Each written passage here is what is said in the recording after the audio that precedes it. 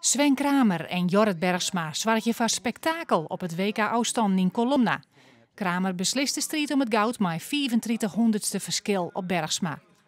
Jorrit Bergsma zet in de voorlaatste rit een geweldige tijdel. In de laatste 3 ronden versnelt de man uit Oudenboorn zelfs nog maar rondetijden onder de 29 tellen. Hij komt uit op 16:66, de ene vlugste tijd ooit in Kolomna. Alleen nog Sven Kramer wie ooit 400ste sneller. En dus maakt Kramer vol aan de bak.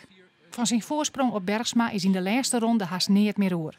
Kramer maakt sprinten naar de finish en helpt op het nipperke toch de vrouwentitel binnen. Zijn zonde. Goud voor Kramer, maar wat is Bergsma dichtbij? Het was gewoon een goede rit. Dus er zitten misschien wel kleine dingetjes waar ik een klein beetje tijd heb verloren. Maar al met al was het gewoon een hele beste rit. En ook helemaal als ik hem zo afbouw, dat is gewoon mijn beste race van het seizoen. Dus dan denk je van, nou ja, Sven moet hier aardig zijn best voor doen. Maar het toont wel zijn klasse dat hij er nog net onderduikt. Hij reed ook gewoon een goede rit. En dat is meestal zo, weet je. Degene die van ons twee als eerste moet, die zet vaak gewoon een hele strakke tijd neer.